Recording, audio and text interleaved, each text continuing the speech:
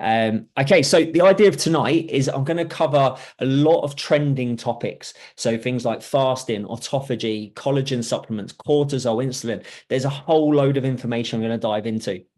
And the idea was first of all, was to help out the gym that I train at and I coach at, because I hear lots of people talking about a lot of this stuff. So I wanted to try and give them the most up-to-date scientific information to help them so they could decipher what actually they should believe and shouldn't believe. And then from that, it's kind of spiraled from there. So I thought, well, why just help the people at my gym? Why not help everybody else?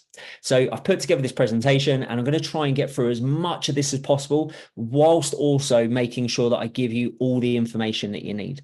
So as I said, I have put a reminder to record it because I do forget, and I do want to make sure that as many people as possible get this information. So as I said, bit of housekeeping before we dive in. Please stay on mute throughout. There are about 50 people currently in this workshop. There might be people that turn up late as well. And I'll obviously try and remind them if I let them in. As I said, the workshop is going to be recorded. It's going to be shared to my clients. It might even go on YouTube. So they shouldn't see your picture, shouldn't see your face. But just in case, if you want to, you can turn your camera off. But you don't need to worry. If you have questions at any point about absolutely anything related to any of the topics, please pop them in the chat. I'm not going to keep stopping throughout the presentation. I will answer your questions at the end. One, as an incentive for you to stick around, and two, because if I go and answer questions, I will lose my train of thought. So it is important that I try and get through this. There is a lot of information. Okay, awesome. So there are lots of people in here that probably don't even know me. And there's certainly going to be a lot of people that watch this recording. And by the way, if you watch this on recording, I'm going to say this very now quickly at the start. One, you can watch it like it's going to probably be on YouTube or something. So go to the settings and watch the playback speed on like 1.5 speed. Okay, so that you get through it a lot quicker. There is going to be a lot of information. Secondly, you can put it on as like a podcast so you can listen while you're driving or something. So you don't have to take time out of your day, so you can use it during times in your day where actually you're not going to be able to do anything else productive. So for those that don't know me, have never met me, don't really know who I am, don't know anything about me, essentially the main picture here in the middle is I'm a dad of two kids. I've got a 6-year-old girl and a 4-year-old boy, and an Irish wife called Kathy, who I don't know whether she'll be popping on this tonight. Hopefully not, because I might talk about her. And then my background in terms of why I might be someone that's potentially worth listening to, I would question that. I'd question everything tonight. Is I have a sports science background, so I've got a sports science degree, and then I went on and completed lots of other qualifications, including a level 4 nutrition qualification. And I've been working as a nutritionist with clients for 6-7 years now. So my Trustpilot is like 4.7 or 4.8 out of 5 stars. I'm a verified company. In the last 4 years alone, I've worked with over 500 clients one-to-one, majority women. I've worked with women with thyroid issues, in fact, I had one client with 11 autoimmune conditions with fibromyalgia. So I've worked, generally speaking, with weight loss, but also people on performance goals and stuff like that. So just that's a little bit about my expertise for those that are probably thinking, who am I? Why should I listen to you? And I'm not going to bore you any more about me because I want to give you stuff. Now, the first thing I want to come towards, and I want to say before I even get stuck into this, some of the stuff I'm going to say tonight is probably going to challenge what you currently believe. Some of the stuff I'm going to say tonight, you might think I might be judging you or criticizing you. I can assure you, I am not criticizing anyone today. I used to believe all kinds of things before I was qualified, before I got all the qualifications that I've got, before I started working with people and looking at the evidence. One of the things I did at one point, I believed a friend of mine that I should put coconut oil into my coffee, because that would help me lose body fat. All it did was ruin my coffee. It was disgusting. So I've done some really non-scientific-y things in the past. We have all been there and done that. So there is zero judgment here. Okay. I am just sharing with you the science and the evidence. And at the end of the presentation, if you want the presentation, let me know. I have got a ton of citations and references, so you can fact check everything I say to you tonight. Because I think that's important. The other thing that I think is really important, and hopefully you're going to see as a positive, I have zero to sell you. And this is really, really important. I'm going to talk about bias in a little bit. And it's important that you know that I'm not promoting anything, I'm not selling anything, because I don't want that to impact what you take away from this. I genuinely want to help people, and I want you to have clarity on what to believe and what not to believe. So if I was selling something, then there would be an angle around this presentation. There is zero angle. Okay. So I'm going to start off by getting you to start to think more critically. And I'm going to ask for a little bit of involvement in a minute. So this might seem irrelevant, but trust me, this will all become relevant in a second. So the first signs of civilization was Mesopotamia, which was tens of thousands of years ago. Okay. And from this period, from the first kind of relics of civilization, it wasn't for thousands of years until writing was invented. And it wasn't until actually the late 1600s that scientific method and critical thought first came into play.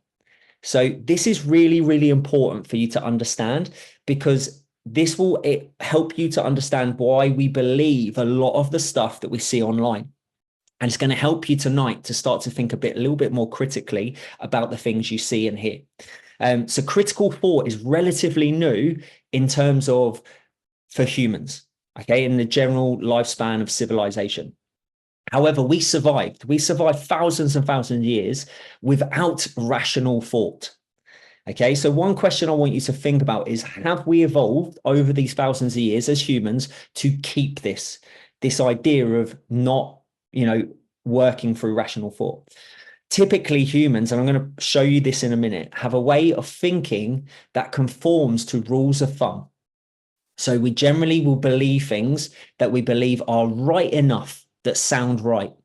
Okay, so think about, like, I'll give you an example. So this said, I'm going to talk about my wife at some point. So my wife said something to me the other day. I think it was about, we're getting a dog soon. So something about a dog. And she was like, did you know this about dogs? And I was like, where did you hear that? And she was like, I don't know. And I was like, well, how do you know it's true? So oftentimes when people tell us something, we will just accept it. If it sounds about right, we'll just go, oh yeah, that sounds about right, and just kind of accept it. And essentially over thousands of years, this is what secured our survival. However, critical thought and not thinking critically can be a real problem nowadays, because we currently live in an age of information. Now, I am going to get to all the good stuff, but it's so important that I challenge this to start with. Okay, so what I want you to do, and by the way, your cameras don't have to be on, as I said, and this will not be on the recording. I want you to stand up and I want you to pace. I want you to pace quite quickly. Okay, so please do this. And if you're watching this on replay, please do this. Okay, so stand up and start moving. Keep moving. All right, so whatever you do, do not slow down, do not stop moving, keep moving. Okay, I'm going to give you two sums. So the first sum I want you to do is I want you to just do 2 + 2. All right, and I want you to type in the chat the answer. Okay, so you can only stop walking to type the answer in the chat. All right, so walk around the room, do the sum. As soon as you've worked out the sum, write the answer in the chat. Okay, awesome. Everyone's writing 4. Perfect. Right, the next sum is going to be a little bit more difficult. And I want you to pace with this. So I'm going to give a few more seconds for people to type the answer into the chat for the first one, 2 + 2, 4. Now, I want you to carry on pacing. I want you to start pacing around the room. I want you to keep a fast pace. Now, I'm going to tell you something with this second sum, because it's quite a difficult one. I am going to give you the answer. All right, I'm going to tell you the answer. But also, if you want to try and figure it out, try and figure it out. But I want you to stand up and pace around the room. Now, this will not work if you are not pacing around the room. Okay, so make sure you're pacing at quite a quick pace. So the next sum is 17 times 14. And I'm going to tell you the answer in about 2 seconds. So if you get the answer, write it down. The answer is 286. 236. Okay, the answer is 236. So now what I'd like to do in the chat is write down if you worked out the answer. The second thing I want you to write in the chat is what happened to your pacing. So what happened to your walking when I told you to try and work that answer out? Okay, so first question is, did you try and work it out? And there we go, Rob. So I can see Rob Fraser, he said, slow down. Rebecca, slow down a bit. Angela, slow down a bit. Lee, I stopped to think. Awesome. This is perfect. Okay. So a couple of things happen here. So we have two kind of systems in our brain. We have one system which is fast and effortless. So where we have this information to hand. So answering 2 + 2 is something everyone inherently knows. We learn from a very young age. And a lot of things with thought is this process where we don't really have to think. Like after years and years of driving becomes effortless. We don't have to think about the processes. However, there's also another system of thought, which is more deliberate, and it's more energy that's needed. So because we have this energy that's needed, and it's more deliberate, this means that other tasks have to be stopped. Hence why you slow down when you walk.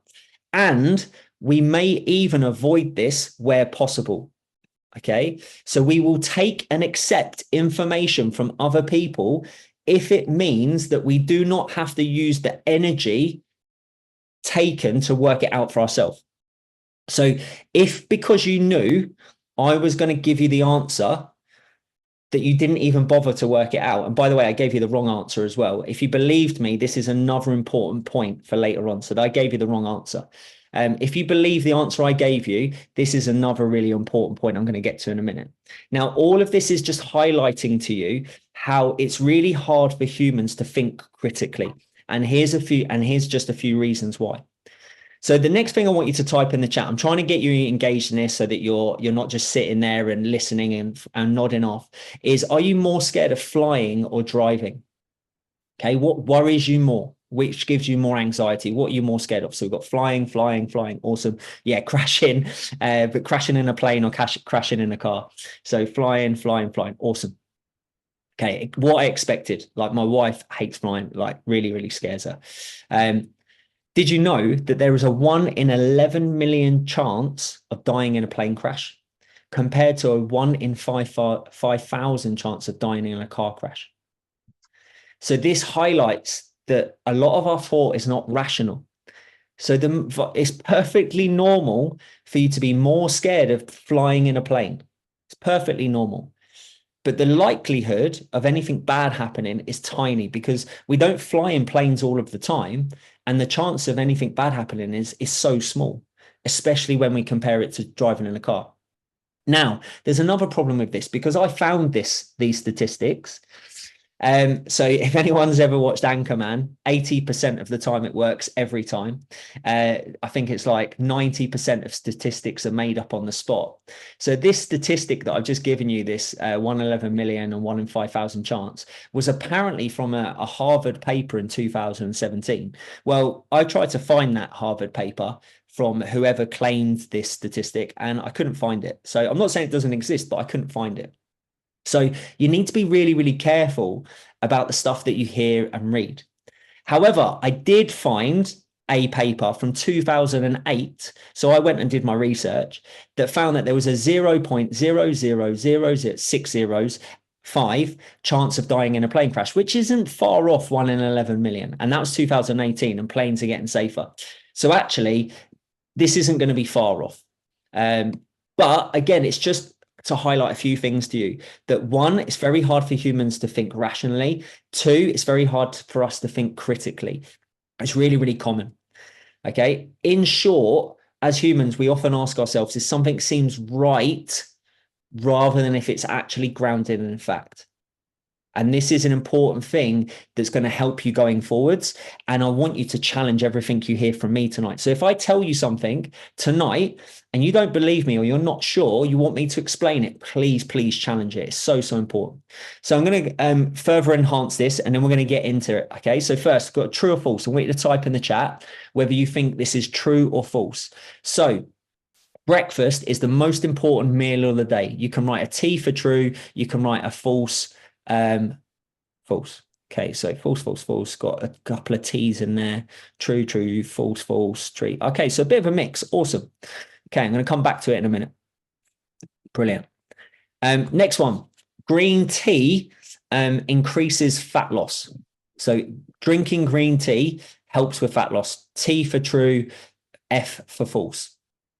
And then I'm going to explain the answers. Brilliant. So I love this. There's a real mix. Bullshit tastes like shit too. Okay. So I'm going to answer this. So breakfast is the most important meal of the day is not true. It is false. Okay. There is no such thing as the most important meal of the day. I'm not saying you should eat breakfast. I'm not saying you shouldn't eat breakfast. There's lots of context needed, and I'm not going to talk about that. But that statement was actually invented by the Kellogg's in the early 1900s when they invented cereal. And obviously, it was the slogan they used to market cereal. Breakfast is the most important meal of the day. And for some reason, it stuck. And people still use that today. So it's not true. And again, there is zero judgment. If you thought it was true, it's absolutely fine. Breakfast can be important for some people, but in terms of where it lies in importance, that's really hard to objectively measure. The second thing, now this is going to shock you, but there's lots of context to this. Green tea does enhance fat loss. However, this is where it's so important, and this is the next point I want to highlight to you. The study, there is an actual study which shows that green tea enhances performance, enhances fat loss. That particular study had people drinking green tea for an entire year, every single day for an entire year. Within that year, the amount of fat loss that was increased was an additional pound of fat. So basically, people in the study drank green tea every day for an entire year. They increased their fat loss by 1 pound compared to people who did not drink green tea. That is it. So it does increase fat loss, but it's insignificant. And this is the problem with science and data sometimes, is that people will manipulate data to take out what they want to sell you something, to market something to you. And this is why it's important to be able to read, understand what data to take, and so on and so forth. So for example, there was a Netflix documentary. I can't remember which one it was, and it talked about red meat. And it said that the risk of cancer increased by 20%. Well, what they didn't tell you is actually the study where they got that data explained that it was the relative risk that increased by 20%. Now, when you find out the actual risk of getting cancer is like 4 or 5%. Well, if you eat red meat, processed red meat every single day, then the relative risk increases by 20%, which means it increases. Let's say I don't know the exact numbers off the top of my head, but let's say everyone's risk of cancer is 5% and your relative risk increases by 20%. It means that your overall risk increases by 2%. So a statistic has been pulled out of a piece of data to fearmonger people, and it's been manipulated. So it's really, really important to understand how data can be misused by people to cherry pick certain studies and to cherry pick certain information. And then the last thing I'm going to talk about is bias. Okay, so this is really, really important. And this is why I wanted to tell you at the start that I have nothing to sell you. So there's no bias in terms of what I'm trying to promote or anything. And none of this has any relation to my services either. So the main ones to really think about are halo effect and beauty bias. And I'm not saying that because I'm beautiful, but it's important to understand that a lot of people you'll see online that have a physique that you admire or look attractive, you will believe more than someone you don't find attractive. This is shown within the evidence. And halo effect, if someone is a doctor, someone is considered an authority. So at the beginning of this presentation, I probably have influenced your bias because I told you that I have many qualifications related to what I'm talking about tonight, which is why I want you to think critically even about what I'm telling you. The other thing as well is if people speak confidently, you're more likely to believe them as well. So I try and speak confidently because I want people to believe what I'm telling you. But actually, one of the things I'm going to highlight to you later is actual experts are often very unsure. And the reason they're very unsure is because sometimes the evidence, the science is a bit murky and there isn't always conclusive evidence. And a lot of the time there is context. Okay. So a lot of this stuff is really, really important to understand before we dive into it. So on the right-hand side is the hierarchy of studies. So at the top here are the best studies. So if anyone presents data from systematic reviews and meta-analysis or randomized control trials, particularly in humans, then you can say that that evidence is very, very strong evidence. As we go down this pyramid, the evidence becomes less and less powerful and actually less and less conclusive. So anecdotal evidence, like everybody can use that. It's not really useful. My next door neighbor can tell me that they used X diet and it was the best thing since sliced bread, but it's anecdotal. And N+1 doesn't equal evidence. Okay. Expert opinion. Again, it's an expert opinion. There's no scientific evidence to back up what they're saying. So a lot of the stuff I'm going to present to you tonight is coming from systematic reviews, meta-analysis, and randomized control studies in humans. Not everything, but majority of the studies. Okay, as I said before, please drop questions throughout. Don't be afraid to drop anything in there. And here are all the topics I'm going to try and cover tonight, and I'm going to try and get through these as concisely as possible. Okay, so let's dive in. So fasting is the first I'm going to talk about because this was essentially what inspired this presentation. There's lots of people hearing of, I think it's Dr. Peltz or some people talking about fasting a lot. I mean, on Diary of a CEO, he's had a few people talk about fasting. So what is fasting? Essentially, fasting is where you do not eat for a period of time. Okay, so there's loads of different ways of fasting. You can do time restricted feeding. So you can have a window that you eat in and you don't eat in the other hours of the day. You can fast for 1 day, 2 days, 3 days. I've seen people do like water fast at the moment, but essentially during your fasting period, you are consuming 0 calories. If at any point you consume a calorie, even 1 calorie, you have broken your fast. Okay, so the only things you can consume during a fast would be things like black coffee without sugar, without milk, water, anything that is 0 calories. Okay, so that's fasting. Now, I'm going to share my bias. All right, and it's important I share this so that you understand where I'm coming from personally. I fast, not all the time, not every day, but I do fast, especially if I'm trying to lose body fat. Now, please do not confuse that I'm telling you that I fast and I use fasting to lose body fat, that there is evidence that fasting helps with that. I'm going to get to that. All right. But I want to share with you my bias in that I have fasted. I do fast. I personally like it, but that's a personal preference. That isn't supported by evidence. Okay. So why is it trending right now? Why is fasting? Why is autophagy, which is the main kind of thing that's cropping up, trending? And what have you probably heard? So you've probably heard that it regenerates cells. Okay, you've probably heard that it's good for fat loss, it's good for weight management. You've probably heard that it increases life expectancy, that it improves overall health markers, that it increases muscle growth and increases testosterone. You might have even heard that it's beneficial for cancer patients. You've probably also heard that it reduces the risk of diseases by reducing inflammation and improves the insulin response. I'm going to go through every single one of these and I'm going to highlight the evidence to you. So the first thing we need to understand is autophagy. Okay, so this is the main thing that people are talking about right now, especially if they've been watching Diary of a CEO. So this is thought of, and I'm going to try and explain this in the most simple way, just with everything today. I'm going to try and explain it simply. I'm not going to go into too much of the science, but it's thought of as the body's process for removing junk.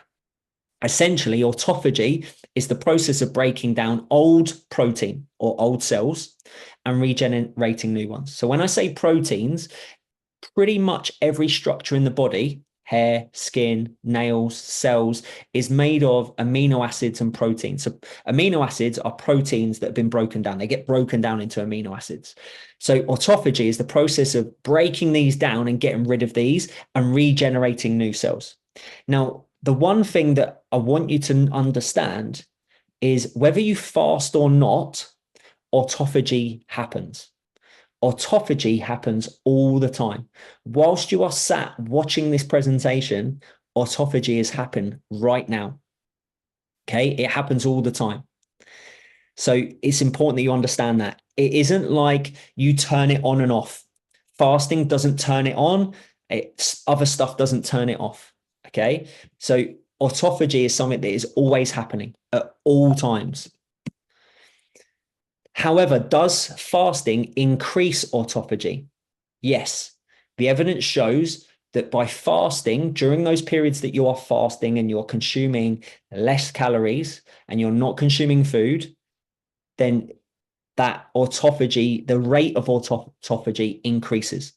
So by putting 2 and 2 together, and this is where it sounds right. Okay. So this is one of those moments where if you put them both together, it makes logical sense that autophagy is the process of regenerating new cells and fasting increases autophagy. Then you'd think, okay, well, autophagy must be good for us because it regenerates new cells. It must have all of these amazing benefits. However, exercise also increases autophagy. So when you exercise, you increase autophagy during exercise. Caloric restriction also increases autophagy. So it isn't just related to fasting. So if you reduce your calories, you will increase the rate of autophagy. So this is where it comes in, and this is where the science comes in. So here is what the evidence shows us. Autophagy is equal to the total calories you consume. Consume less calories equals more autophagy. So if person A, so stick with me on this, a little bit of maths, not a lot, just a little bit. If person A fasted for 3 days in a week, okay, so they eat for 4 days and they fast, they don't consume any calories for 3 days. On the 4 days they eat, they consume 3,500 calories. So a total of 14,000 calories for the entire week. Okay. If person A consumes 14,000 calories for the week and person B consumes 2,000 calories every day, they don't do any fasting, none at all. They literally eat 2,000 calories every day, and it doesn't matter what time they eat them. They would both experience the same net autophagy. So over the course of that week, they would both have the same amount of autophagy. When the person is fasting, they would experience a greater rate of autophagy, but when they are eating food, they would have a lower rate of autophagy. So it is dependent on calories. So the more calories you consume, the less it happens. And the less calories you consume, the more it happens. But if we look at your week as a whole, it's dependent on your overall calorie consumption. However, if person A, so as I put here, person A experiences more autophagy during fasted hours and less during the other days they eat. But if person A consumes less than 3,500 calories and person B consumes 2,000 calories, okay, over the week, then they will experience more autophagy. But this isn't due to fasting. This is due to their calorie consumption. So if we're talking about autophagy being the thing that we want, it doesn't matter whether you fast or not. What actually has the biggest impact is your overall caloric consumption. Okay, so if you are looking at the benefits of autophagy, then actually you can do the same, you can have the same benefits as long as your calories are the same as someone else that's fasting. So what about for body composition? So I'm going to talk about fasting and autophagy and put them kind of together. I'm going to kind of bundle them together here. Nope. So all of the evidence, and there are tons of studies for this. In fact, I'm giving you at the end of this presentation, there's a whole host of them if you want to go through it. When calories and protein, so I should have added protein here. Apologies, that's a mistake on my part. When protein and calories are equated for, there is zero evidence of any diet, whether it's or dieting method, whether it's fasting, whether it's keto, whether it's calorie counting, whether it's Weight Watchers, Slimming World, cabbage soup diet, whatever you want to name, there is zero evidence of any method being superior for body composition. So losing body fat. However, that's only when calories and protein are equated. So for example, if you were to fast, and you've done keto, let's say you've done keto before, and then you fast, and fasting is easier for you to consume less calories than when you were doing keto, then that means fasting is superior for you, because it means that you've consumed less calories. Not because fasting is superior in a method, it's superior for you. So all methods for body composition can be effective as long as they place you in a calorie deficit. Now, a lot of times people get confused, and I'm not going to go on about this because that's not what tonight's about. When I talk about a calorie deficit is not calorie counting. Calorie counting is a method for making sure you're in a calorie deficit. But essentially, the only things that cause fat loss, proven by loads and loads of studies, is being in a calorie deficit. And you can do that in a million different ways. Fasting, keto, calorie counting, whatever you choose. Okay. So what about life expectancy? Well, this is where we start to highlight people that cherry pick studies. There is only one study that has shown that fasting increases longevity, which is increased life expectancy. That study was performed on rats. Now, your metabolism is not the same as a rat's. Humans are very, very different to rats. Very, very different. For starters, they only live for 2 years. And in this particular study that increased their life expectancy, out of those 2 years, they had these rats fast for 16 hours. That is the equivalent of a human fasting for an entire month. That's not to say that there might not be benefits to humans fasting for a month at a time in terms of life expectancy, but I don't think we're going to find any human studies where that happens. I don't know whether it's allowed. So far, there is zero human evidence that fasting increases life expectancy, especially in the length of periods that people fast for. So it will not increase your life expectancy. However, so this is just to emphasize that. However, again, there are tons and tons of studies that show that caloric restriction increases life expectancy, increases longevity. Now, I am not talking about lifelong caloric restriction.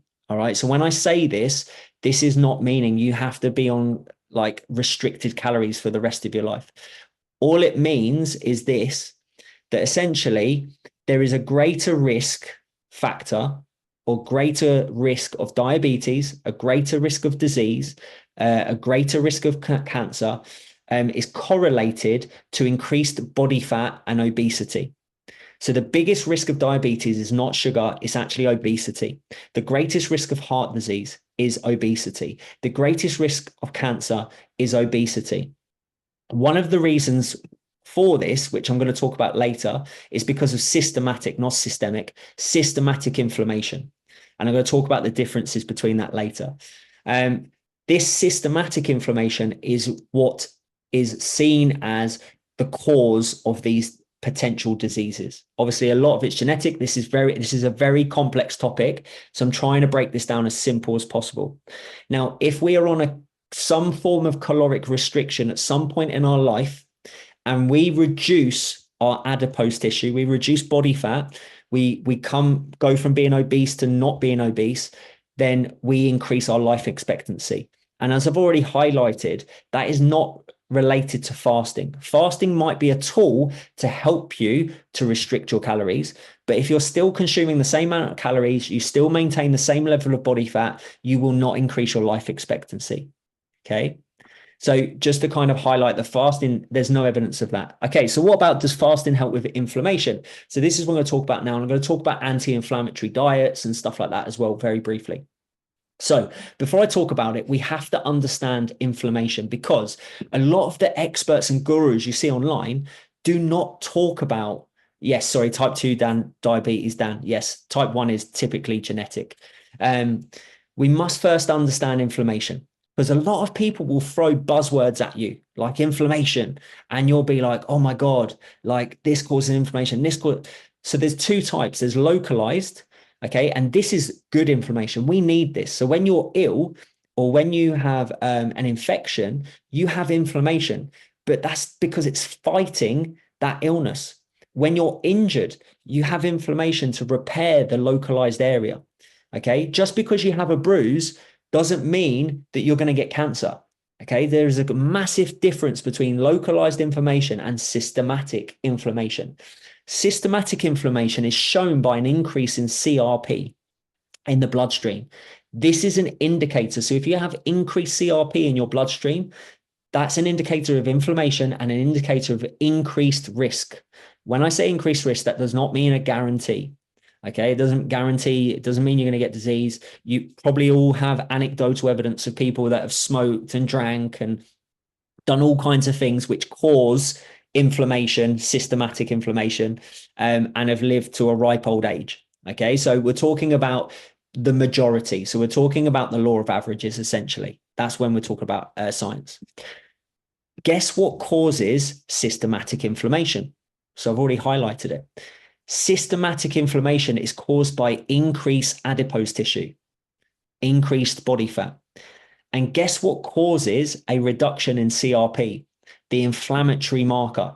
So what reduces the amount of CRP? So I'm going to see if people are sticking along with me because I've done loads of talking. So type in the comments, what do you think causes a reduction in CRP, which is the inflammatory marker? So Steph's put losing fat.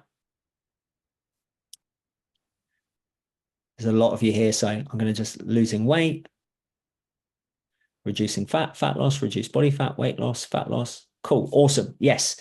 So reducing body fat, not weight loss. And this is a really, I know when people say weight loss, they mean fat loss, but weight is not a measurement of fat. Your weight is a measurement of everything. And most of your weight is water. So you can reduce body fat without the scale weight changing much. But essentially, to reduce CRP, we need to reduce body fat. To reduce systematic inflammation, we need to reduce body fat. Processed food has nothing to do with it. So I just seen that in one of the comments. It has nothing to do with it. Processed food does not cause systematic inflammation. The only thing which causes systematic inflammation is an increase in body fat. That's the only thing that causes it. And what reduces it is reducing body fat. So what about fasting autophagy for localized joint pain? Zero evidence. That's it. I presented references and stuff at the end. And sugar doesn't cause inflammation. However, this is where the problem lies, and this is where more context is needed. I'm not saying you should just go and eat a ton of sugar, okay? And that sugar is amazing. But sugar does not cause inflammation. Sugar does not cause type 2 diabetes, okay? High sugar consumption, though, is related to increased calorie consumption. Now, correlation and causality are not the same thing, okay? That doesn't mean that sugar causes increased body fat. It doesn't. That's not true. And actually, sugar consumption has reduced over the last 20 years, but obesity rates continue to climb. And sugar consumption has actually reduced generally across the population massively the last 20 years. So sugar is not related to inflammation at all. It's increased body fat. Now, the reason that high sugar consumption is related to increased calorie consumption, which leads to an increase in body fat, which leads to an increase in inflammation, is because typically foods that are high in sugar are not very satiating. They're not very filling. Think about Haribo, sugary sweets. They're really tasty. You can eat a ton of them, right? I can go through a bag of Haribo in 2 minutes flat, right? And then still be hungry. So that's a ton of calories, and then you're going to eat some more. So it's much, much easier because those foods are highly processed. There's not any fiber. There's not really any protein. They're not very filling. So then you're going to eat more foods. So the problem with high sugar foods is that essentially you're probably going to eat more. However, I'm going to highlight something to you later, which will show you that sugar is not the thing to necessarily be concerned of. I'm not saying you should eat as much sugar as you want, though. Okay. Now, the research also shows, and again, there's references at the end of this, there is no difference to a high carb and low fat diet or vice versa, a low carb, high fat diet for inflammation. So the ratio of your macros when calories and protein are equated for has no relevance to inflammation. Okay, what about muscle growth? So one of the things that Dr. Peltz, I think it is, talks about, I think, so she claims that fasting increases testosterone by 1,300%. But then in the same interview, she also mentions 13%. So I think she gets her numbers a little bit mixed up. The other thing to be aware of, I'm going to come to this as well later on, is Dr. Peltz is a chiropractor. She is not a biochemist. She is not a nutritionist. So I'm not sure where she's got the information from that she is currently using. So what about muscle growth? So we first need to understand what causes muscle growth. So muscle growth is caused by stimulus. Okay, you need resistance training, some form of resistance to press against, to pull against, and you need leucine. So leucine is an amino acid. So amino acids are inside proteins. You need leucine and a certain amount of leucine to trigger muscle protein synthesis, this MPS. All right. So we need both of these combined to increase muscle growth. Now, if we are fasting, we can still train. Yep, 100%. But we are basically not giving our body leucine, the main amino acid which triggers muscle protein synthesis.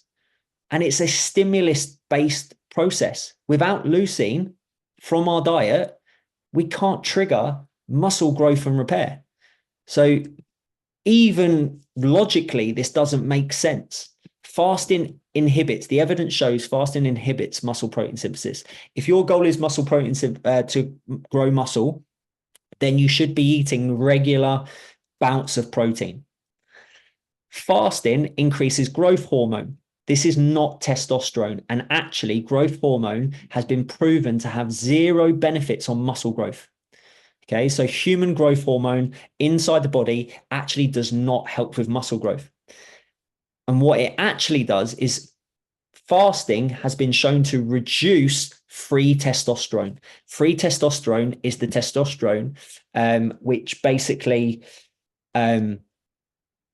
cause it or helps with muscle growth. So I will come back to I'll come back to those questions. I don't want to lose my train of thought. So this is Dr. Peltz. You might have seen her.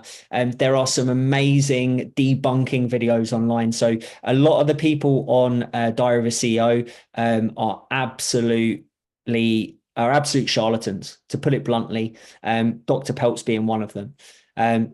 You can find loads of these debunking videos. Just literally put in debunking Dr. Peltz, debunking fasting testosterone. And I'll talk about people that are really, really good sources of information later on. And there are studies, again, I've provided at the end, which prove what I'm telling to you as well, which provide the evidence to support what I'm saying. Whereas there's certainly no studies which show that fasting increases free testosterone by 1,300%. And what about cancer? And this is the really concerning thing. And this is one of the things that I really felt compelled to make sure I did something like this and help as many people as possible. So fasting does not cause cancer. Autophagy does not cause cancer. This is obviously a very complex topic and also a sensitive topic. However, I want to make this clear that autophagy can actually increase the size of some cancers. All cancers are very different. Some cancers thrive off glucose, which is why a lot of people would say, oh, I'm not having sugar anymore. Other cancers do not. All cancers are different. I am not a cancer specialist. You will never, ever hear me telling you recommendations around diet related to cancer. And unless that is their field of study, unless they are a cancer specialist, I implore you, please, not to listen to people talk about healing or treating certain things with diet or with dieting methods, unless they actually have evidence to back it up and qualifications to support what they're saying. So in summary, autophagy is related to your overall calorie consumption. There is zero evidence it's better for body composition. However, if you like fasting like I do, and it's something that you find effective, brilliant, do it. There's nothing wrong with it, okay? It's not going to have any negative side effects, but there's zero evidence it has any of the positive benefits that are being reported. So basically, there's zero evidence of all of the things that are basically being talked about at the moment. One of the things I haven't talked about, though, is does fasting increase help with insulin? So I'm going to talk about hormones. I'm going to talk about hormone balancing. So when we typically talk about hormones, the two main hormones that are talked about are insulin and cortisol. So let me know in the chat if you've seen any ads or any diets that talk about do this diet or do this to manage your insulin or manage your cortisol, because insulin is what's making you fat or cortisol is what's making you fat. So let me know in the comments if you've ever seen anything like that. This will typically be women that are normally targeted with this kind of stuff. So this is going to give me a quick breather to have some water. Yeah, Kerry, all over. Perfect. Yeah, typically women. Okay. Yeah, men don't really get targeted with this. They normally get targeted with stuff to increase testosterone. Okay, so what these people will typically say is it's not about calories, it's about hormones. So we're talking about weight management now, essentially. Now, the problem with this that I see, and this is a massive red flag, is these same people will say it's not about calories, but then at the same time, they talk about TDEE, which is your total daily energy expenditure, and they talk about BMR. Now, you cannot talk about hormones and total daily energy expenditure and BMR without talking about calories, because calories is the name given to energy. Energy is measured in calories. So if we're talking about total daily energy expenditure and we're talking about basal metabolic rate, then you're automatically talking about calories. So if you're talking about hormones impacting these, then you're talking about it impacting hormonal balance. So this is your first red flag. If you ever listen to anyone say it's all about hormones and they talk about total daily energy expenditure or BMR, red flag straight away, because they're talking about calories at some point. So just to kind of highlight this is your total daily energy expenditure. By the way, these percentages on the left-hand side, they're not 100% accurate. It's a range. So BMR is basically the calories you burn doing SODL, like lying in bed all day. So 50 to 70% of the energy you expend, the calories you expend, are literally lying in bed all day. So most people burn in excess of 1,000 calories. In fact, most people burn in excess of 1,400 calories just lying in bed all day, not doing anything, just keeping your brain working, your heart working, so on and so forth. Now, a lot of people, especially people that have an agenda when it comes to hormones and marketing certain things, confuse total daily energy expenditure with BMR. Okay, there is a massive difference. TDE is all of these put together. BMR is just the calories you expend just doing nothing. You've also got NEAT, which is your non-exercise activity thermogenesis. So this is the amount of calories you burn with involuntary actions. So blinking, fidgeting, like now I'm talking and I'm moving my hands. You probably can't see that, but that's my NEAT. TEF is the energy used to digest food. And then EAT, this small portion here, which is roughly about 5 to 10% of your overall daily expenditure is exercise. It's a really, really small amount. Okay. So it's often claimed, we're going to dive into the hormones now. It's often claimed that insulin causes fat gain. And this, again, logically makes sense. It's really, really logical. And this is why these claims are so potent. And also it's coming from a doctor. Now, you don't know what they're a doctor in, but typically they're doctors. They're doctors of something, not normally biochemistry or nutrition, but they're normally doctors. It sounds right. Insulin does inhibit glycolysis. So basically, insulin, when it's upregulated, it stops or inhibits the use of glucose and sugar. It means your body can't use it, or it can't use it as well. And it increases the fat storage. So straight away, you're thinking, oh, okay, well, insulin must be the problem then. And straight away, you then put two and two together and you think, well, sugar increases insulin. So therefore, sugar is the problem. Eating sugar, eating carbs increases insulin. Insulin increases fat storage. So that's the problem. No, not quite. Here's the thing. If you keep your insulin low, so if you don't spike your insulin, so for example, you go on a low calorie, low carb, high fat diet, that would keep your insulin lower. The body actually then produces more ASP. ASP is what then causes fat to be stored. So there will be something else that is produced. So this is problem number one. This is the first flaw in that argument.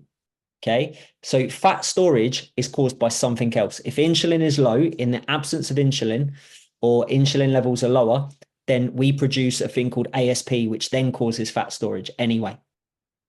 Okay, so that's the first flaw in this argument. The second flaw in this argument is a process called de novo lipogenesis. And this is the common one I go to. So carbohydrates have a certain molecular structure.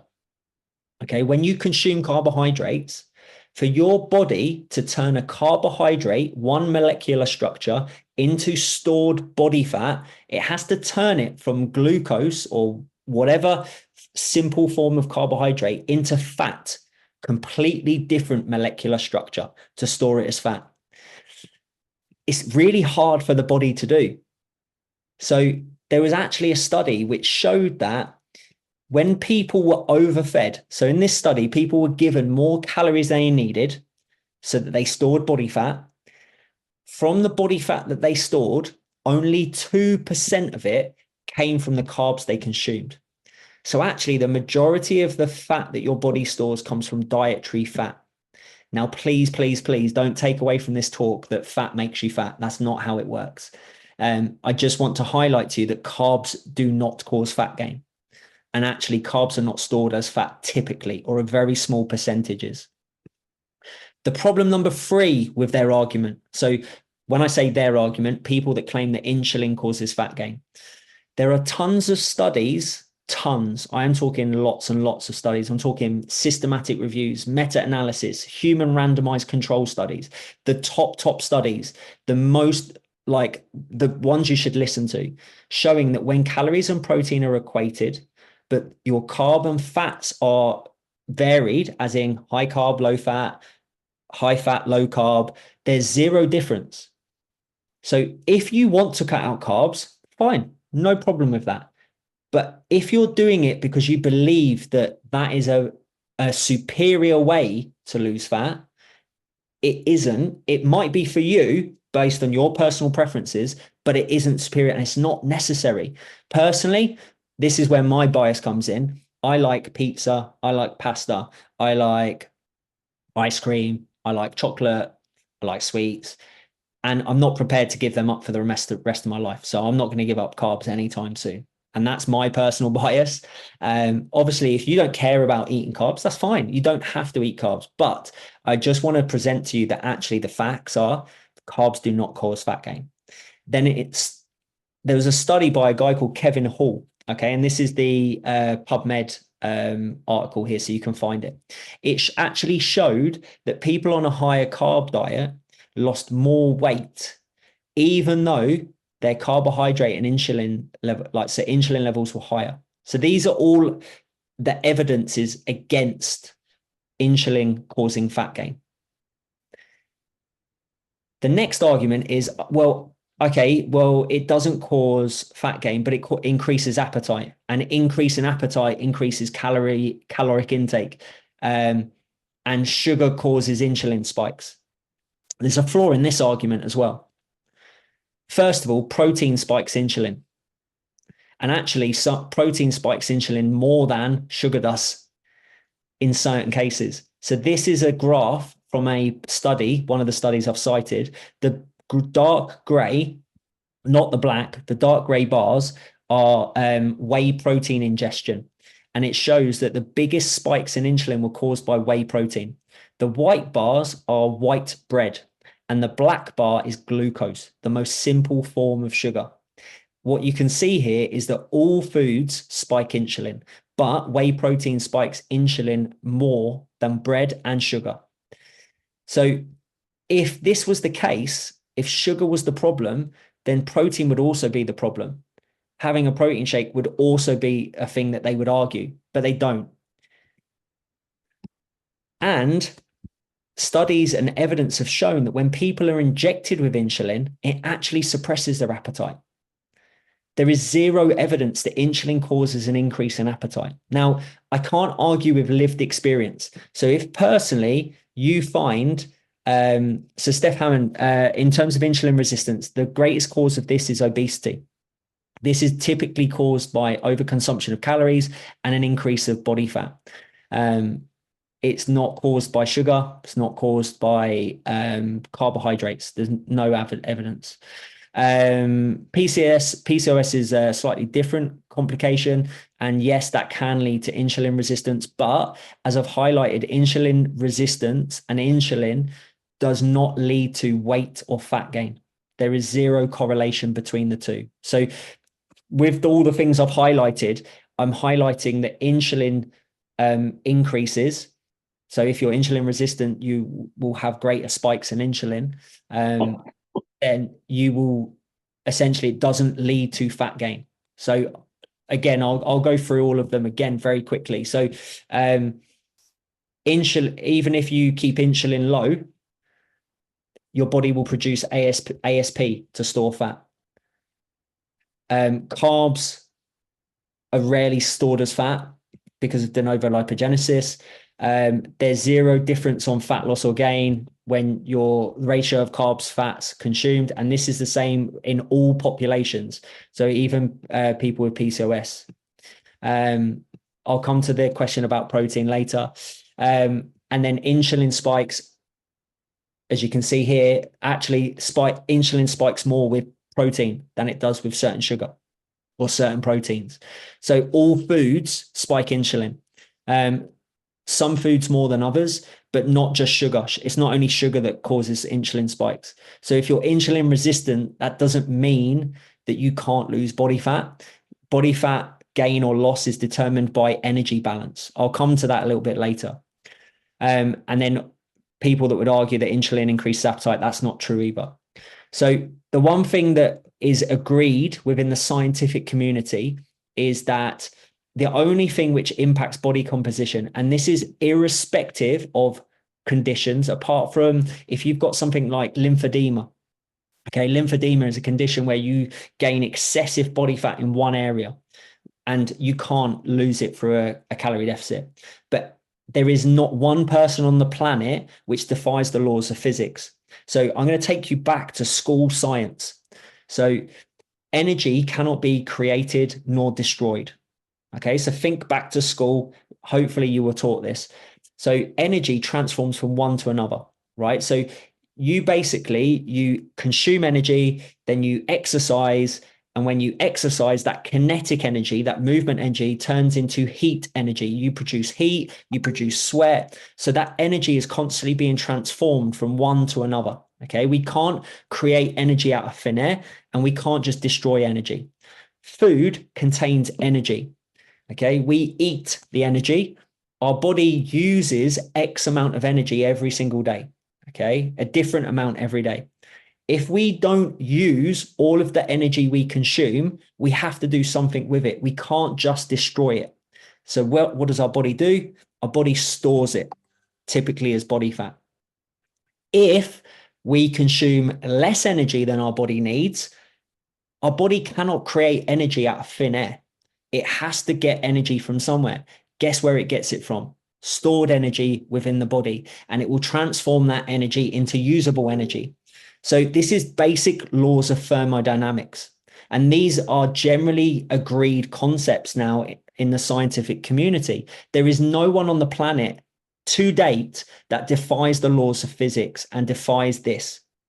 Now, I'm not saying it's that easy. It's simple, like it's a simple thing. Consume less calories than your body needs, you will lose body fat. Consume more calories than your body needs, you will gain body fat. It's not that easy. Okay. And I'm oversimplifying a very complex topic, which is related to emotions, related to lots and lots of factors. However, there is one hormone which does impact this, in a little bit. And that is the thyroid. Okay, so the thyroid can impact your basal metabolic rate, but the most that's ever been recorded is 25%. So a reduction in BMR by 25% if you have thyroid issues. But if your thyroid is medicated, you shouldn't have a reduction in your BMR if your medication is correct. And this 25% is like the extreme end. There has been no one ever found to have a greater reduction than 25%. And If we look at this graph of TDEE, the total calories you expend, even if you reduced your BMR by 25%, you would still expend calories. So you can still reduce your body fat. I'm not saying it's going to be easy. It'd be really hard because you'd have to consume a lot less calories than someone else the same size as you. However, it does not overthrow the laws of physics. It doesn't change the laws of physics I've just explained. And the one thing that Dr. Fung, who is another quack, claims that fasting improves thyroid function. This is false. Human randomized control studies show that a decrease in thyroid hormone happens from fasting, and an increase in thyroid happens when we eat food. So this is incorrect, and this is not supported by the evidence. So the one hormone we haven't talked about is cortisol, and this is one that especially menopausal women are absolutely hammered with at the moment. Now, it's a stress hormone. Okay, we need cortisol. Cortisol is released to help us manage stress. The problem with cortisol is it's catabolic. It breaks down proteins. So remember I talked about this earlier. Essentially, all the cells in the body are made of amino acids broken down from proteins and tissues. And it also causes fuel mobilization, so the release of glucose, which we talked about earlier, it was believed by many to cause fat gain, but it doesn't. Okay. One thing cortisol has been linked to is an increase in fat stored in the abdominal area. Now, before you jump on this and think, oh my God, cortisol is causing me to gain a belly, just wait. So from reading all of this, you must be thinking straight away, cortisol's bad. I need to reduce it. I need to avoid it. No. Strenuous exercise increases cortisol. Strenuous exercise also increases your heart rate and your blood pressure. Increased heart rate and blood pressure are indicators of dying younger, of reduced life expectancy. Exercise also increases inflammatory markers. But these are acute responses. And this is where it's important to understand acute cortisol increases versus chronic cortisol increases. So short term, exercise will increase blood pressure, it'll increase heart rate, it increases cortisol, but long term, with adaptation, your body will overall reduce blood pressure, it will reduce heart rate, it will improve health markers. And research has shown that people that train and really, really push their training, okay, have the highest cortisol levels after training, but they also get the biggest muscle gains. So actually, cortisol is an indicator of how hard you've trained and the likely gains and strength gains and muscle gains you're going to get from that training. Okay, so it's a sign of a tough session. So tough session equals acute cortisol response, and that leads to long-term gains. All right, so actually, we don't want to avoid cortisol. Cortisol isn't something we necessarily need to avoid. But as I highlighted, high cortisol levels lead to stored abdominal fat only when in a surplus. So as I've talked about the laws of physics, we can only store body fat when we consume more calories than our body needs. If we have elevated stress for chronic periods of time, then yes, and we're consuming too many calories, then yes, we will store abdominal fat. So typically as people get older, they have more stresses, mortgages, kids, more responsibility at work, and then they overeat and they move less. So they have less energy, they're more tired, their sleep is crap, their job where they have more responsibility, they're sat down at a desk, so they move less, they're less active in their life, they end up going into a surplus, they gain fat, and typically around the abdominal area because of these stresses. So the first thing I want you to think about is anyone ever talks about cortisol, insulin, or any of these things, is the first question you should always ask is, are they an endocrinologist? If they're not, they don't really have a place to be making claims about hormones, as in beneficial claims. I'm not making any claims. I'm debunking the information and I'm providing the references and citations that support what I'm saying. I'm not making any claims that cortisol does anything, insulin does anything. I'm just merely stating the evidence. If someone's talking about hormones, what hormones? Oftentimes they won't even clearly state them. And if they're talking about balancing hormones, how? How do they claim to balance? And why should they be balanced? So just so you understand this, all hormones work in pairs. Okay, so if we talk about insulin and glucagon, and no worries, guys, if you need to drop off, I actually am nearly finished. I'm going to cover the rest of the stuff very, very quickly. The one thing I'm going to get to very soon is I'm going to highlight some people that you should follow, people that you shouldn't follow. And obviously, if you want the recording, just get in touch with me. So I will drop my email in the chat. If you want the recording, email me. I'm going to drop the email in the chat, and I will make sure that you get it. All right. And I'll try and disseminate it through social media and so on and so forth. So back to balancing hormones. So insulin works with glucagon. So pretty much every hormone in the body works in partner with another one. So ghrelin works with leptin, insulin works with glucagon, and basically they always work in pairs. They're never balanced. They're never level. Okay. So for example, when we are hungry, we will release one of our hunger hormones, leptin or ghrelin. Off the top of my head, I can't remember which one it is. One will increase, the other will decrease. As soon as you eat, those hormones then flip. The other one will increase, the other one will decrease. Okay, so really, really important to understand that hormones work in pairs and they're never balanced. They're constantly in a state of flux. So for example, when you eat food, your body releases insulin. As soon as you're in a fasted state, it reduces insulin and increases glucagon. And this process is constantly happening to make sure that we stay alive. So when people say about balancing hormones, ask them what hormones they're balancing. What do they mean by that? Why should they be balanced? And hopefully by now you're starting to realize that your metabolism is definitely not broken. Because if it was, that's this whole thing. This is your metabolism. This is your total daily calories. If it was broken, you would be dead. If you had a broken metabolism, it does not exist. And here's a current research study that's literally come out. This research study has shown that your metabolism actually does not decrease until you hit 60. The only reason that your metabolism decreases before the age of 60 is if your body fat increases and your lean tissue, muscle mass, decreases. So the two most important things you can do for your metabolism and for your overall health is to maintain a good level of body fat, maintain a good level of muscle mass, or increase your muscle mass. They're the two big things that you can really, really do for your health overall. Even when you hit 60, this research has shown that your metabolism only decreases by 0.7% on average. Obviously, people out there are outliers, but typically around 0.7% year on year. That's less than 10 calories a year. So it's not that your metabolism is decreasing or it's broken. It's typically that as we get older, really think about your life. Like your job becomes more and more sedentary. As you get more responsibility, you end up more behind a desk. Your lifestyle is more and more sedentary. Like I play less sport than I used to. When I used to go out, I used to dance all night. Now I probably sit down and have a drink and talk rather than get up and dance.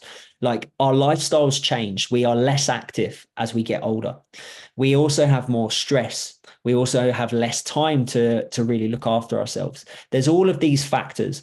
If we're not eating enough protein, if we're not doing enough training, we probably will lose muscle mass. So all of these combination of factors over the years lead to our metabolism either being lower or an increase in our calorie consumption. However, the good news is that you can build and sustain muscle at all ages. It doesn't matter what your age is, you can still build and sustain muscle mass, irrespective, as long as you're eating sufficient protein and you're doing resistance training, some form of resistance training. Now, the other argument is starvation mode. Now, the easiest way for me to highlight that starvation mode does not exist how you believe it to exist or how people online have made you believe it exists is I'm a celebrity. So let me know in the chat what happens to people on I'm a Celebrity. What happens to their body composition? They lose weight. Okay.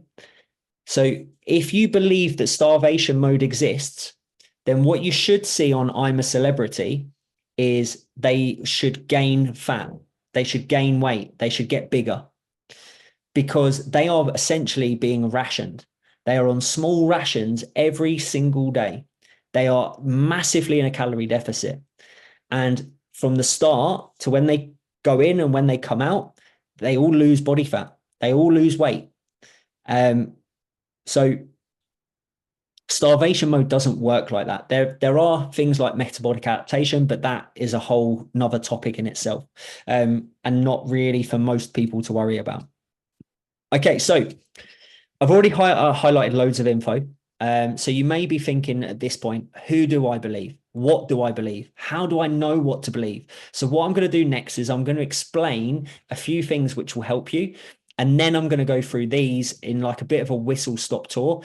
But if you've got questions about any of the stuff, I know there's some questions I've got to go through. If you've got any other questions, please drop them in the chat. So the first thing you need to understand is social media is an attention economy. Okay, everyone on the internet, on Netflix, on any type of media is fighting for your attention. They're fighting for your eyeballs. Now, I've had to write this out because I wanted to make this super clear. So please read this with me.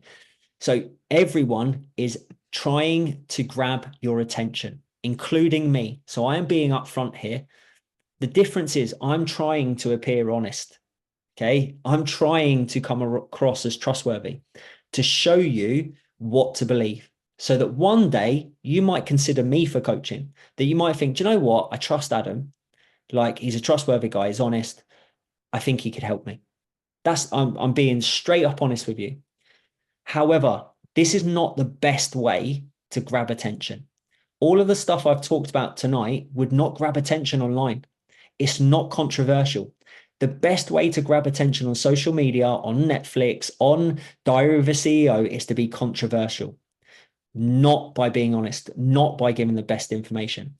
The more controversial you are, the more funny you are, the more stupid you are, the more comments you'll get, the more shares you'll get, the more engagement you get. And the rule of big numbers shows that some people will buy into this. So over time, the people with the largest following will make the most money. So what you're seeing now, especially on the age of information with social media, is nowadays everyone who's vying for attention being more controversial, more funny, more stupid, like really out there and really trying to grab attention. And yes, a lot of people were starting to be awake to it. However, the law of averages says that with that amount of attention, there will be a percentage of the population that will buy into it. And in the long run, those people will make the most money. So here I'm going to highlight to you how these people do it. You should eat poo. All of you watching this should eat poo. Poo contains butyrate. Okay. Butyrate has been shown to increase insulin sensitivity and fat oxidation. So fat oxidation is the use of fats. It's been shown to increase fat loss and improve metabolic markers.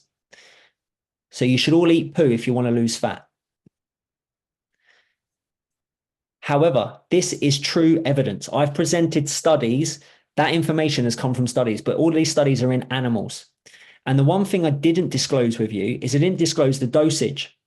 For you to get the benefits mentioned, you'd need to eat 50 to 100 pounds of poo every single day. And I can imagine the impact of that on your health isn't going to be great. So this is the formula that most gurus, most online people will use. They'll cherry pick ingredients or they'll cherry pick something.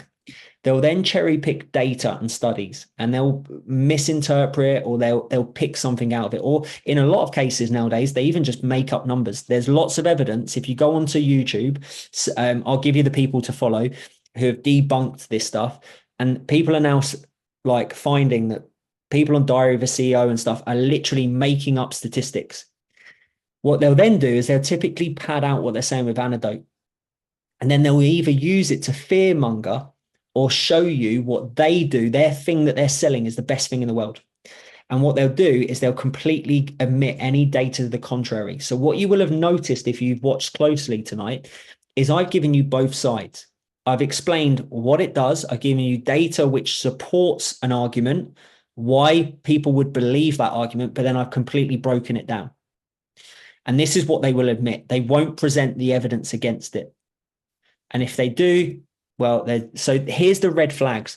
So here's when you're looking at online, here's the things that you need to be aware of. So if someone uses purposely vague language, toxins, for example, that's a common one. Well, what toxins? What kind of toxins? If they don't provide any citations, so if they don't provide references to back up what they're saying, if they use buzzwords that you don't really understand, but you're like, oh, yeah, that sounds good. Like sentient cells. That's one I listened to the other day. I was like, what the hell is a sentient cell? Doesn't make any sense. If they have unrelated qualifications. So if you're looking at people for fat loss, generally nutritionists, biochemists are probably going to be the best. There are other qualifications, but a lot of these people that are presenting this information are chiropractors or naturopaths, not related in any way, shape, or form. Their background is not in this area. If you ask them a question, do they ask a question back? Or do they give black and white responses? If they're giving black and white responses and there's no context, then I would really question what they're saying. If they use superlatives, it's the best thing, it's the worst thing, always do this, never do that, question it right away. And if they say things like, don't listen to so-and-so, don't listen to this, listen to me, that's a massive red flag. Even in that sentence, they're telling you not to listen to anyone else, listen to me. Straight away, that is a huge red flag. Now, this is what I mentioned at the start. If you're looking for actual experts, they actually are unsure. So this is the Dunning-Kruger effect. So typically over time, as people actually increase their knowledge in a field, they become less certain. So one thing, I will not be able to answer all your questions. I do not know everything about everything. I've had to do hours of research to put this together today. And I am not highly confident I could go into loads of detail in some of this stuff. So if someone presents information, always ask this question. If intermittent fasting is important for health, why are so many people healthy without it? Or if such and such is vital for fat loss, how are people still able to lose fat without it? Now, they'll often get around this by saying, well, you're special because of this. Most people actually thought the body works in a very similar way. So here are people that I would avoid like the plague. Paul Saladino, Dr. Jason Fung, Dr. Peltz, Tim Spector, Eddie Abu, Ben Azali. The list is endless. There are loads out there nowadays. But these are just the common ones that I'm seeing at the moment. What they are presenting is not evidence-based. Here are people that I would highly recommend following. Lane Norton is probably up there as one of the top nutritionists in the world. Everything's very evidence-based. He will often cite human randomized control studies. He prevents a lot of citations and studies with his YouTube videos. Tom Bainbridge was actually my mentor, so I am biased. But again, he will provide evidence, citations, and solid arguments for and against. Ben Carpenter, all his content, he provides citations and actual research. These three are amazing. Okay, really good evidence-based people.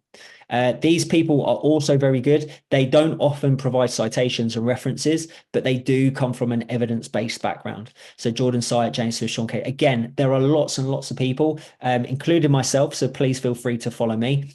Now, I'm going to go through the last few things. I'm going to go through these kind of like a whistle-stop tour. So collagen supplements, they're rubbish for building protein.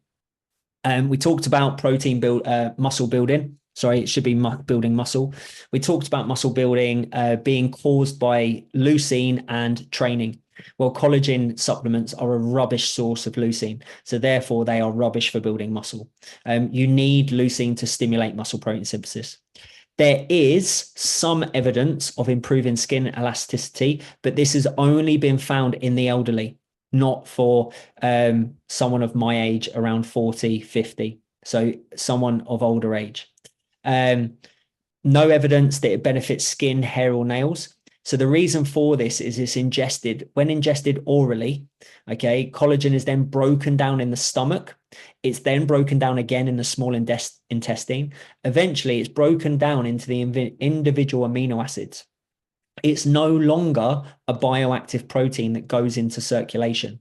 So it therefore will not have those benefits. There's no evidence it benefits connective tissue. There is some emerging evidence that it potentially might help with joint health or joint pain. Not conclusive. So at the moment, there might be some joint health, joint pain benefits. There might be some skin elasticity, but it's not conclusive. So what I would say with this is there is no negative side effects. If you want to take collagen, it's not going to hurt you. But it's probably, if it's expensive, I don't know how much it costs, there's probably not really the cost to benefit ratio of taking it. The gut. Leaky gut does not exist. There is zero evidence of it existing. The gut-brain axis is a thing. This is highly supported by the research. So what the evidence is showing is that GI issues, so gastrointestinal issues, can show greater psychiatric issues and vice versa. So when I say psychiatric issues, I also mean mental health, like anxiety, stress, so on and so forth. So straight away, working on your stress management, working on your mental health can help with your gut and vice versa. So improving your gut health can help with your mental health. That they are closely linked, and that is absolutely confirmed by the evidence. The best things for the gut are fiber. However, and this is where context is important, this is dependent on gut microbiome. Every single person, all however many billions of people in the world, have an individual gut microbiome, a lot like a fingerprint. So there is no way of knowing what your gut microbiome looks like. You cannot test it, and you can read the bottom bit about that. So some people, the majority of people, will benefit from a higher fiber intake. However, there are some people, if they increase their fiber intake, it can actually have a negative impact on the gut microbiome. So it can actually have a negative impact overall. More variety in your diet, less processed foods. So processed foods, especially sugar, can have a detrimental impact on the gut. So that is one thing that sugar is not good for, is gut health, which, as we've just highlighted, can impact mental health. And stress management is massive for helping with your gut. There are certain things that potentially might help, but again, the evidence is not conclusive. So the basics are the things which really, really help. Good sleep, better stress management, and stress management can include exercise. Yoga has been shown to be really effective. Less processed foods, less sugar, more fiber, variety. But everyone's very individual. So be very wary if anyone says that you need to follow a specific protocol for your gut, because how would they know that? A lot of people testing the gut will use stools. Okay, so where is it? Oh, I'm going to come to it. I'm going to come to it a little bit later. Okay, so I'll come to that in a little bit. Next thing is fat loss injections that I'm going to talk about. So the one in particular that I'm going to talk about is semaglutide. Okay, so it's also known as Ozempic. Ozempic is the brand. So it does work. Okay, there's a video on YouTube. Search James Smith Ozempic and you'll find the video. It's quite funny. However, it doesn't work how most people believe it works. It doesn't just melt the fat. It doesn't like do anything magical to the laws of thermodynamics. It doesn't actually impact your metabolism. They simply work by reducing appetite. You want to eat less, therefore you eat less calories, therefore you lose body fat. The problem with Ozempic or semaglutide is what happens afterwards. So realistically, you're not going to take them forever. Unfortunately, your appetite will return to what it was before. And evidence actually shows that as you lose body fat, your appetite increases. On average, 100 calories per kilo lost. So if you have lost weight, you will have a higher appetite than you had before, yet you haven't learned to change your behaviors or lifestyle to manage that appetite. So what the research shows is that behavioral support, coaching, so on and so forth, alongside fat loss injections is far more effective. The other concern with Ozempic is it can lead to a loss of lean tissue because because your appetite's reduced, you're probably not going to get enough protein to build or sustain muscle, and obviously the cost. And if you lose lean tissue, your metabolism will reduce. Okay, so as I talked about, your metabolism isn't broken. If your metabolism was broken, semaglutide wouldn't work because semaglutide doesn't work on your metabolism. It works on appetite. So the fact that this works on everyone that has taken it, works on very, very obese individuals, shows that there's not an issue with people's metabolisms. It's purely around managing their calorie, their energy balance. And the last one I'm going to talk about, I think this is the last one, the Zoe Project. So the Zoe Project is essentially a glucose monitor and a way to provide personalized nutrition. So for example, based on your whatever, you're better off with a high fat diet or you're better off with a low fat diet. So personalized recommendations. But why do you need to know about your glucose levels? Unless you are diabetic, what do you need that info for? As we talked about earlier, like knowing your insulin levels have no impact. So insulin levels have no impact on appetite. They have no impact on fat gain or fat loss. There is zero benefit to knowing your glucose, your blood glucose, and your insulin levels. None at all. And there's loads of really, really interesting stuff out there. So there's a great video on YouTube by Jordan Syatt. And to show this, he spiked his blood sugar levels every single day for 30 days. Like he literally did stupid stuff like 8 spoonfuls of sugar. But he remained in a calorie deficit and he lost 12 pounds in 30 days. Then there's Professor Haub, who was well before Jordan Syatt. He coined the Twinkie diet, where for 8 weeks, he only ate Twinkies and confectionery. He lost 24 pounds. In both cases, they lost weight because they made sure they were in a calorie deficit. And in both cases, irrespective of the crap diet, all of their health markers improved. Their heart rate reduced, their blood pressure reduced, cholesterol reduced, all of their health markers improved. Now, this is not evidence. However, the evidence would support this. Okay, so I'm not using these as like scientific evidence, but the scientific evidence does back this up. Losing body fat has the biggest benefit to all health markers. And sugar spikes do not stop you from losing body fat. They do not have an impact on appetite or anything of that nature. So I'm not saying follow the Twinkie diet. I'm not saying load up on sugar. All I'm saying is you don't need to be scared of it. You don't need to worry about your blood glucose levels. You don't need to know any of that information unless you are diabetic. Plus the evidence, so again, this is you can type this into Google for a study, shows there is no benefits of and personalized nutrition. There's no health benefits. There's no improvement in compliance. So compliance is how well you stick to it. And there's certainly no improvement in quality of life. So this is related to what I was going to say about the Zoe Project. So the way that they, talk about gut microbiome, the way that people test gut microbiomes is they take a stool. Now, the problem with this is this only contains your gut microbiome from your lower colon. This is not the totality of your gut microbiome. Currently, it is impossible to do this. Therefore, the prescription that you are given based on this part of your microbiome is useless. It's a bit like someone coming out, getting a heating measurement from your fridge, and then giving a recommendation on how to heat your house. It's taking a small part and giving an overall prescription. It is completely useless. And all of the evidence shows that personalized nutrition has no benefits yet. It's not at the level where it's worth it. Quickly before questions, so one last thing. If you've enjoyed tonight, if you've got a lot of benefit, the only thing that I would appreciate is either a follow and a share of this recording. So if you want this recording, if you get this recording, if you found this helpful, interesting, entertaining, beneficial in any way, shape, or form, the only thing I am asking for is please share this with other people.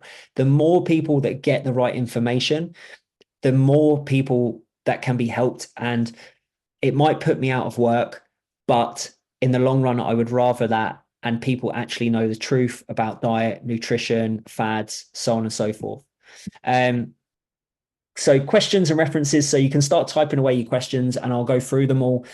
Here's all the citations. So when you get this presentation, there's obviously citations in the presentation and you can access these. These are all hyperlinked. So I've downloaded this as a PDF. I will send that over. Okay, so I'm going to stop sharing and I'm going to go through the questions. I'm going to change my view so that you guys don't need to see everyone. Okay, cool. Right. So, brilliant. Thank you. Cheers, Caroline. Thank you. Does fasting impact insulin resistance? So no, I actually covered this in the presentation. So if you missed this, make sure you watch it back. Fasting does not impact insulin resistance or insulin sensitivity. There is no evidence of that at all. With the fat injections, there are also fat freezing and fat ultrasound things. I think that's what they are, that reduce, destroy fat cells. Are these genuine? No. It defies the laws of physics. Like, even if you were to freeze a fat cell, it would still be there. Like, if you just think about it logically, like essentially a fat cell is like a round cell like this. Like, I'm oversimplifying this, right? It's full of fat. When you lose fat, the cell doesn't shrink. It just, the amount of fat inside it gets smaller. If you were to freeze the fat cell, that fat cell's not gone anywhere. It's still there. So that doesn't even make any sense. But no, like, the only way to lose body fat is through the laws of thermodynamics. Consume less energy than your body needs, so it has to use stored energy. That is the only way to get rid of body fat, irrespective of what you do. Even if you're taking Ozempic, the way it works is it reduces your appetite, so you eat less, so then you have less calories and you lose body fat. That's it. There is not, if any of these things work. So the question I'm going to throw back at you is, if this thing worked, why is this person not the richest person on the planet? Because if it worked and it worked for everyone would just do that. Everyone would use it and would never need to do anything else. And they would be the richest person. Whoever invented the fat freezing injection would be the richest person on the planet, because everyone would just go, brilliant, that's all I need to do. I just need to take the fat freezing injection and that's me sorted. But unfortunately, it doesn't work like that. Who would win in a fight? I'm guessing this is Paul, so I'm going to ignore that. Okay, so let's see if I've missed any further up. There are lots of calculators to work out what your calorie intake should be, all very different, but how do you work out where you really should be in a calorie deficit? Okay, so this is part of the problem, right? All calorie calculators are different. What you need to understand is that they are an estimate. There is no way on the planet of ever knowing your calorie expenditure. That never, unless you were chopped up on a scientific lab table and they measured it all. There's no way of knowing for certain. That's one thing. The second thing, you burn a different amount of calories every day. So it's pointless worrying. Oh, I don't know why those balloons come up. It's pointless worrying about the exact amount of calories. Essentially, use one calorie calculator, find a calorie goal, then consume less calories than that number. It doesn't matter how much below. So if you consume 100 calories less, you will lose body fat. If you consume 500 calories less, you will lose more body fat. If you consume 1,000 calories less, you will lose even more body fat. What actually matters most. So from experience, I've now worked with, I don't even know how many thousands of people. What's more important is consistency, is dealing with the other things that happen in life, because it's not typically knowledge or understanding that's the problem. Most people are starting to understand that it's a calorie deficit. The problem is sticking to it. So a lot of times people will go very, very aggressive with their calories. They'll go really low because they want to lose the fat quickly and they can't sustain it. So then they binge. or they're very restrictive in what they're doing, and then they binge and they can't stick to it. There's also consistency. So people will say to me, oh, I've been really, really good all week. But actually then at the weekends, they've overconsumed loads of calories and they've got rid of that deficit. There's so many problems here. And when you think about modern life, like work stress, family stress, illness, injury, social events, holidays, the problem isn't knowledge or information. The problem is actually balancing being in a deficit while all of this other stuff in life is going on. Like, that's the tough part. And then the other part of it is you can easily be in a deficit doing like Cambridge diet, but it's not good for you because you're not going to get enough fat in your diet for hormones, and you're not going to get enough protein to sustain muscle mass. So you also need to be aware of these other factors as well. So lots of people, when they do it themselves, like I've had people come to me and they've lost less scale weight, but their body has changed more because they've actually lost body fat and not water and muscle. So whilst it is simple, it's not easy. Is there a way to avoid loss of muscle with body fat? I've been told your body prefers to burn muscle for energy rather than fat. Off the top of my head, I don't know whether that's true or not. I'm not going to challenge it because without evidence, I don't know how someone would measure that. So that I'm talking about that last statement. So whoever told you that your body prefers burning muscle for energy rather than fat, I would question, how did they find that out? Like, did they talk to the body? Do you know what I mean? This is where critical thought must come in. And by the way, that's not a judgment or criticism of you, Bill. It's just this highlights what I was talking about at the start of the presentation. It's really hard for people to think critically because I'm sure the person who told you was a personal trainer or very qualified. So you probably thought, oh yeah, that makes sense. So I don't know whether that's true or not, and I don't know how you would measure if that's true, because how would you know what your body prefers? Like, you can't have a conversation with it, and I don't know. That's a really hard one to answer. In terms of avoiding losing muscle mass, that's quite simple. Resistance training, sufficient protein intake. They're the only two things. Oh, sorry, I should add to that as well. Sleep can have a poor sleep can have a detrimental impact on maintaining lean tissue when in a deficit. The other thing to be aware of is the leaner you get, so the less body fat you have, the bigger the deficit, the bigger the risk of losing lean tissue. So lean tissue isn't just muscle, it is muscle, but it's other stuff as well. I'm just going to see if there's any questions I've missed. Feel free to drop any other questions.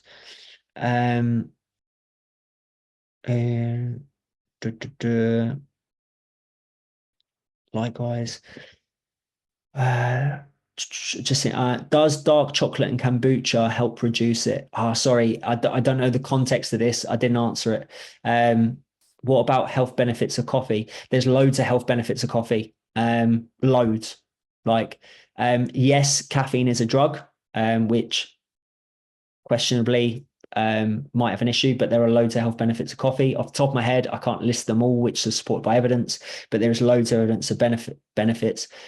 I don't know what that means in terms of dark. I don't know what you mean by does it reduce, because I've gone past it. Do you use more calories digesting protein? Okay, so this is a great question, Bill.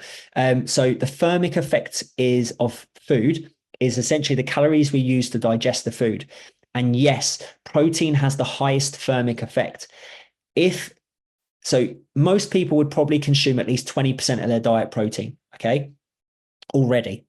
If you were to increase your protein intake up to approximately 50% of your diet, because you only actually digest 70 to 80% of the calories from protein compared to fat and carbs. I can't remember the exact number, so please don't quote me on this. I think it's approximately 99% of calories from fat are digested, and approximately 97% of calories from carbs are digested. So if you were to consume about 50% of your diet from protein, you would actually digest approximately 100 calories less, even consuming the same amount of calories. I hope that makes sense. I hope it's not too confusing, but essentially that's one of the reasons for having a high protein diet when you're trying to lose weight. I'm just seeing if there's any other questions. I don't think there is. Vegan leucine. Leucine is vegan. It's an amino acid. So all vegan protein powders have leucine so that they can elicit muscle protein synthesis. So leucine is an amino acid that's in some plant-based sources of protein, just in lower amounts. So typically you need a little bit more protein if you're following a vegan or plant-based diet than if you followed an animal-based diet. Did she buy her doctorate like Gillian McKeith? Probably. There's quite a few of those people out there that have done that. Okay, I think that is all the questions from the past, and I've seen there's some more questions come up. Okay, cool. So, yep, so I've answered that one about Bill. Okay, so referring to cortisol, kombucha and dark chocolate. So cortisol is a stress hormone. As far as I'm aware, I don't think anything food related, unless it's reducing stress, will have any direct impact on cortisol levels. But again, I can't sit there and hand on heart say that I know for definite. Does dark chocolate reduce cortisol? So, and if it reduces stress, then it would reduce cortisol. So cortisol is in response to stress. It's not something that's governed by diet. Someone asked a question about fat freezing machines further up. Yeah, I've answered that. So you can't freeze fat. Like, it just logically doesn't work. Like, imagine like if you injected a fat cell and it froze. The fat cell hasn't disappeared, it's frozen. Like, even rationally, it doesn't make sense. Is creatine a useful? Yes, creatine is useful for everyone. Especially now they're finding the evidence is showing that creatine helps with brain fog for women in menopause. It helps with cognitive function. So I would recommend creatine for everyone. You only need to take 5 grams a day, which is a tiny little scoop, and it's actually one of the cheapest supplements you can buy on the market. You can buy a bag of creatine for about £7, and that will last you at least a month. So you're talking, what's that, like 20p a day for a supplement. I would recommend everyone take creatine, even if they're not doing any type of training. It's really, really good for cognitive function. It's really good if you train as well. How many grams of protein should we eat a day? If your goal is to build muscle, I would recommend, or the evidence shows that 1.6 grams per kilogram of body weight is optimal. There is no benefit or further benefit of consuming more than that. And if you consume less than that, it doesn't mean you're not going to benefit. It just means you're not going to be eating the optimal amount. So 1.6 grams per kilogram of body weight.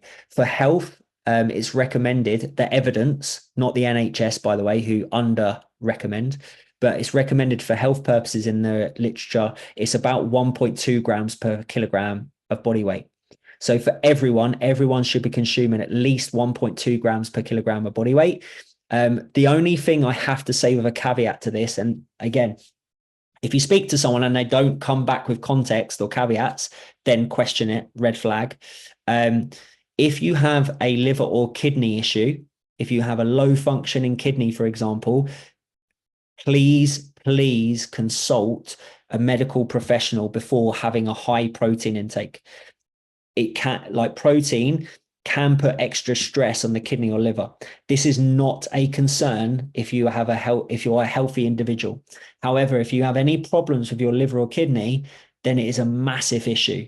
Like, you probably can't have a high protein intake. Not a question, so need to answer. Just want to say thank you so much for your time and energy and for making tonight valuable. Great process. Just not an evidence, as my tutor says. Just because sufficient evidence doesn't yet exist doesn't mean that's negative evidence. So it'll be a bit of misted umbrella layperson term. It's not currently represented by entire medical providers. There are currently insufficient gold standards available. May find talks, research, professor as interesting as lead and intro. Okay, so with this, just to come back on that. So I agree. The lack of evidence does not mean, so with science is always evolving. So the stuff I've said tonight might not be the same in 10 years' time. The only thing that we can agree on currently, again, might change, but that's pretty much certain, is energy balance, calories in, calories out. But yes, the lack of evidence does not mean that evidence does not exist. So 100% agree with that. So this is, I'm going off current evidence. In terms of leaky gut, this is my point. At the moment, there is zero evidence. Okay. And yes, the term used is not correct, but at the moment, there is no human randomized control studies. There are no systematic reviews, and there are no meta-analysis which prove that it exists. So you have to be very, very careful when you make claims about something. If I was to say that leaky gut is a thing, that would be wrong because there is no evidence to support that. What you could say is there is emerging data, there is expert opinion on it, but there is zero evidence that it exists at the moment. And anyone who tells you there is evidence, there isn't. Like, if there is, please provide me citations, please provide references. I would more than happy take a look at them. And some of the people that I've recommended have done some really, really good videos analyzing the references and citations around this particular topic as well. What about when losing weight? Would it still be the same amount of protein? So I would recommend going, depending on the size of the deficit, I would recommend going to 1.6 grams per kilogram of body weight, typically for someone trying to lose weight, to make sure that you hold on to muscle mass. Looking to find evidence to support a preferred theory is confirmation. But exactly, Bill, 100%. And that's why I want you to challenge everything I've said tonight, because essentially I have a bias just like all of you. All right. So it's important to think critically. The one thing I forgot to mention, I should have highlighted through the talk, is that actually intelligent people, the more intelligent you are, the greater your IQ, the more susceptible you are to bias. The reason being that, think about it this way: if you're someone who's intelligent and you believe something, you're then going to say, well, I'm clever, or you know, internally you know that you're intelligent. So you're going, well, how I wouldn't be duped by that. Like I wouldn't be confused by that. Like I believed it, so it must be true. So actually the evidence shows that people that are more intelligent are actually more susceptible to biases. And that confirmation bias. So yes, and this is the problem as well with finding research, which is why when I present evidence, or the evidence I'm presenting comes from meta-analysis, systematic reviews, and human randomized controlled studies, because they are the best types of evidence. So meta-analysis and systematic reviews are reviews of all of the literature around a topic. They literally compile all of this research within a particular topic, which fits within a certain like limitations. And therefore we can now come to conclusions, and we can say, well, based off of this massive amount of data and science that we've got, these are the current recommendations. And as I said, science does change. Like, things do change. Like, I probably have said some things tonight that in 10 years time might be different. Goodbye, recording. Thank you very much. Okay, I think that is all of the questions. If there are any more questions, I've already dropped my email. I dropped my email again. So for those that are watching this on replay, my email is Adam Reed 85. So Reed is REID. So it's Adam Reed. Oh, hold on. Adam Reed. So Adam ADAM REID 85 at hotmail.co.uk. So I've just dropped it in the chat. So for people that are watching this on replay, feel free to drop me any questions. You can also find me on Instagram. I don't actually know my Instagram handle. I think it's so it's at Coach Adam Reed, all one word. So again, ADAM REID. Cool. So I don't see any other questions. Feel free to email me. Feel free to find me on Instagram, on social media. If you do have any questions or you want the recording, So if you want the recording, I'm going to send it out to everywhere that I know. But if you don't get it, please get in touch with me. All right. That's it. Wow. I didn't expect it to last 2 hours. I hope that I kept you engaged for 2 hours. I really appreciate the 20 people that are still sat here listening to me. Um, Thank you ever so much. I really appreciate your time. It is probably the most valuable thing you can give to anyone. So I do not undersell that at all. Have a fantastic evening, everyone. And yeah, I will be sharing the recording. In fact, that's reminded me, make sure it records. All right. See you later, guys. Have a lovely evening. Speak to you all soon.